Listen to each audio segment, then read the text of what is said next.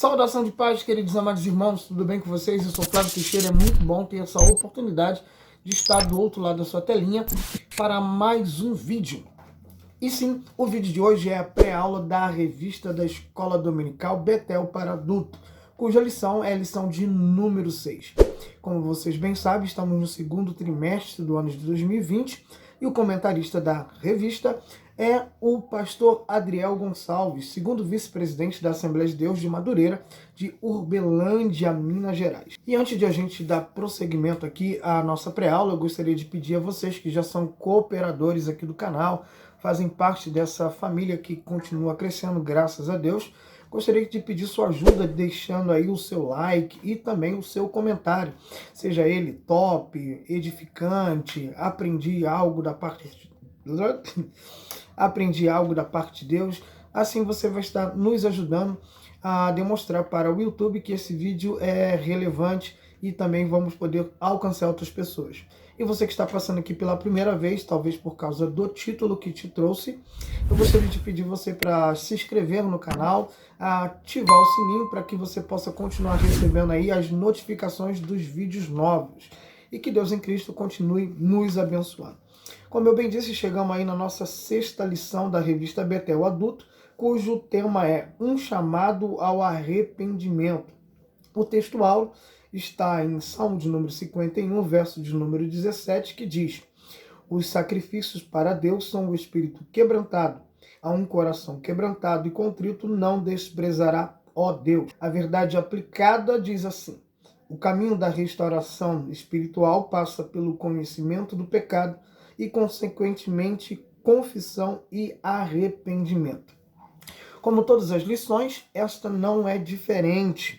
Temos aqui 3 objetivos da lição, que é apresentar o contexto histórico de Salmo 51, revelar o caminho do arrependimento e mostrar os pedidos do salmista diante de Deus. A leitura que será usada na classe, seja online ou offline, muitas igrejas, graças a Deus, já conseguiram voltar aí com seus cultos presenciais, mesmo que num número reduzido, mas já estão voltando. Mas vamos ler aqui, o texto em referência está em Salmo de número 51, verso de número 1 até o verso de número 13. Esse texto deve ser lido tanto pelos professores como alunos.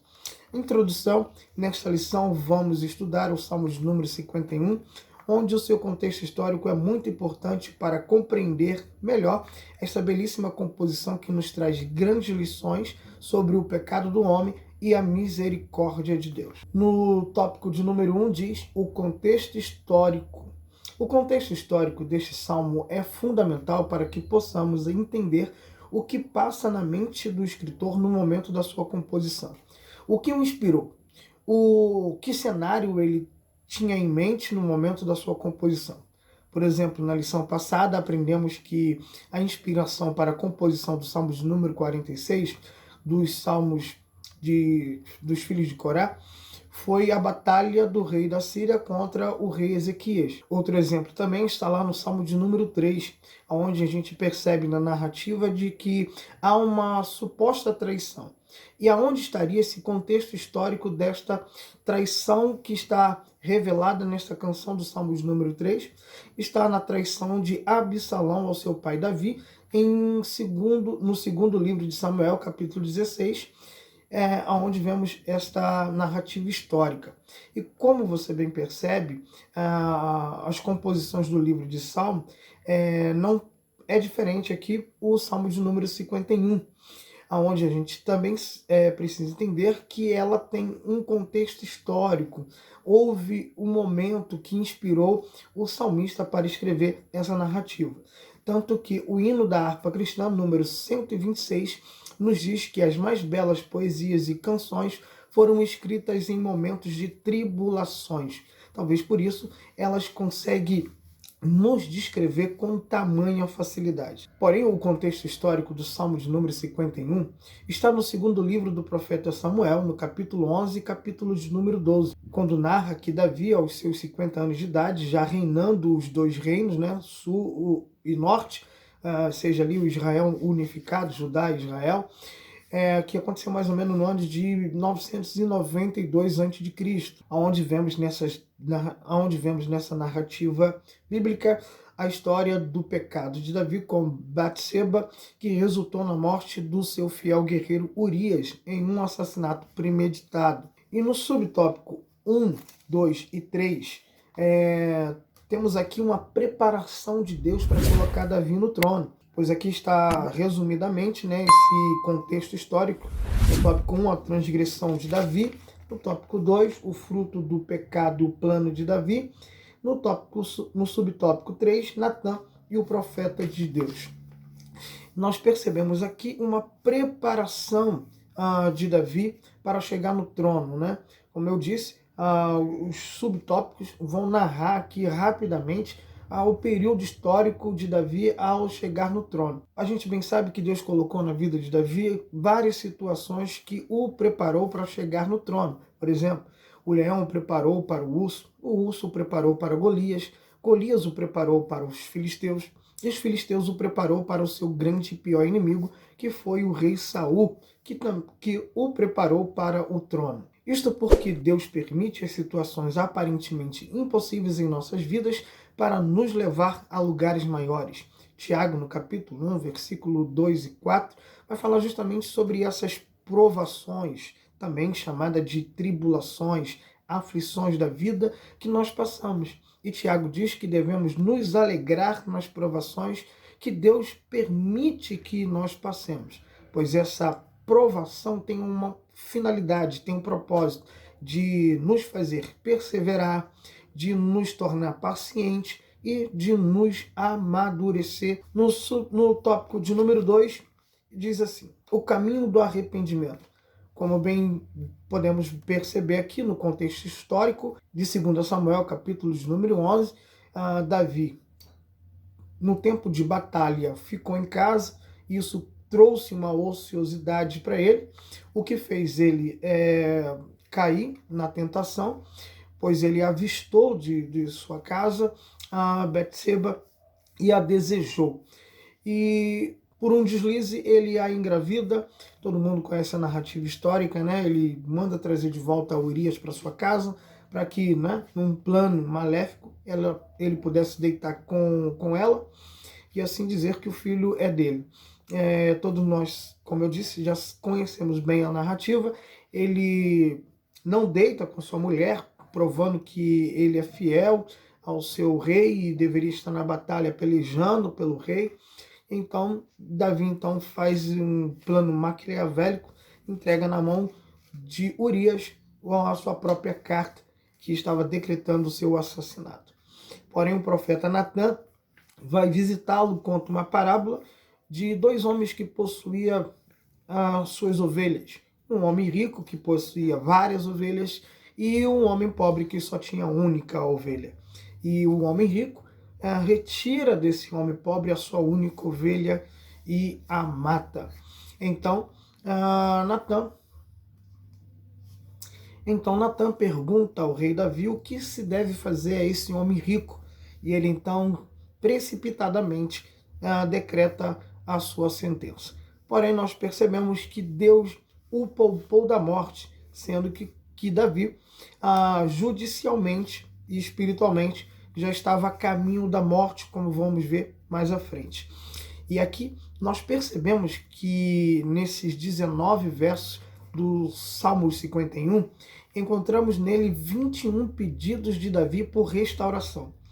Isto porque esta é uma canção que reflete o seu subconsciente, que acusa diariamente, como vemos aí no verso de número 3, que diz: eu conheço as minhas transgressões e o meu pecado está sempre diante de mim.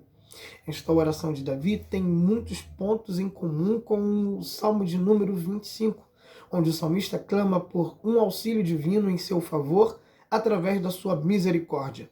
E nesta oração do Salmo de número 51, há um quebrantamento profundo, demonstrando estar arrependido pelos seus pecados, por ter transgredido as leis do Senhor. Por isso, a figura de linguagem usada por ele ao pedir ao Senhor que apague as suas transgressões é de um rolo de papiro, como também podemos perceber a mesma linguagem no capítulo 9, o verso de número 5 de Salmos, sobre o qual Deus registra todos os atos de Davi. Nota-se que o rei Davi deixa claro qual é o seu pecado. Ele o chama de transgressão. E o que é uma transgressão? É quando nós nos voltamos contra a vontade de Deus e nos deixamos ser levados pelas nossas próprias vontades, os nossos próprios desejos. Eles se prevalecem acima da vontade de Deus. Vejamos que em 2 Samuel, capítulo 12, versículo de número 8 e 9, ele despreza a palavra do Senhor e faz o que era mal diante dos olhos de Deus. Que ele sim teve total direito de escolher entre o que era bom e o que era mal, mas preferiu não fugir dos seus desejos pecaminosos. Pois a tentação sempre vai começar num campo de batalha que é a nossa mente, como vemos em Tiago, capítulo 1, versículo 14 e 15.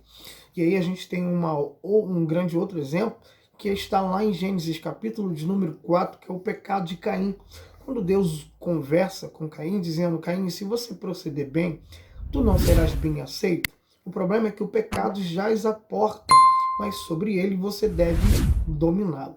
Deus está deixando bem claro que há uma mente pecaminosa e que está batendo a porta de Caim, e que a escolha entre abrir a porta ou permanecer com ela fechada é totalmente de Caim, pois sobre este pecado ele deve dominar, porém ele preferiu render-se aos seus desejos pecaminosos, pois ser tentado é algo que sempre vai acontecer com todos os seres humanos. Até o próprio Filho de Deus, em Mateus capítulo de número 4, foi tentado pelo diabo, porém o venceu pelo poder da palavra.